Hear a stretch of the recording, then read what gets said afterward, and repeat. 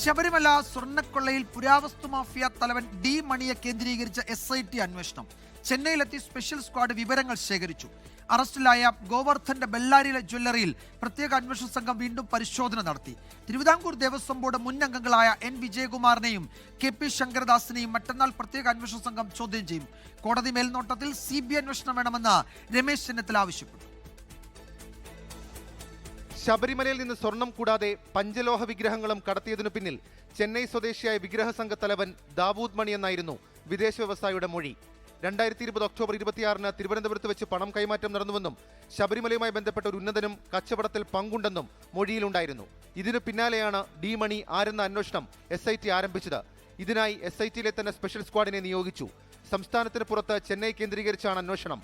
ശബരിമലയിൽ നിന്നും കടത്തിയ സ്വർണ്ണപ്പാളികൾ എവിടെയെന്നതിനെക്കുറിച്ച് Unnikrishnan Potti, smart creation CEO Pankaj Bhandari, ബെല്ലാരിയിലെ ജ്വല്ലറി ഉടമ ഗോവർദ്ധൻ എന്നിവർക്ക് അറിവുണ്ടെന്നും എന്നാൽ ഇവർ അന്വേഷണവുമായി സഹകരിക്കുന്നില്ലെന്നുമാണ് SIT നിലപാട്. ഇതോടെ ബെല്ലാരിയിലേക്ക് കൂടി SIT വീണ്ടും അന്വേഷണം വ്യാപിപ്പിച്ചു. ഗോവർദ്ധന്റെ റൊദ്ദം ജ്വല്ലറിയിൽ ഉൾപ്പെടെയാണ് പരിശോധന നടത്തിയത്.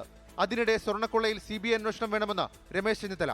സംസ്ഥാന ഗവൺമെന്റ് ഈ അന്വേഷണത്തെ അട്ടിമറിക്കാൻ ശ്രമിക്കുന്നു എന്നത് വളരെ ഗൗരവതരമായ ഒരു കാര്യമാണ്. കോടതിയുടെ നിയന്ത്രണത്തിലുള്ള CBI അന്വേഷണത്തിലേക്ക് ഇത് പോകേണ്ട ഘട്ടമായിരിക്കുന്നു.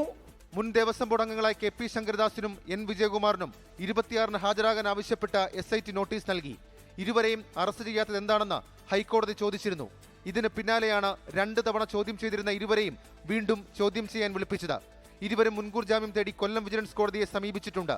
ഉണ്ണികൃഷ്ണൻ പോറ്റിയെയും സുധീഷ് കുമാറിനെയും തിരുവനന്തപുരം ജയിലിലെത്തി വീണ്ടും SIT ചോദ്യം ചെയ്തു.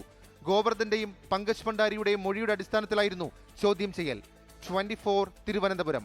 ലോകത്തെവിടെയായാലും ഏത് സമയത്തും 24 വാർത്തകളും ഓഗ്മെന്റഡ് റിയാലിറ്റി പാക്കേജുകളും എക്സ്പ്ലെയിനറുകളും വിശദമായി കാണാൻ ഞങ്ങളുടെ YouTube ചാനൽ നിങ്ങൾക്ക് സബ്സ്ക്രൈബ് ചെയ്യാം.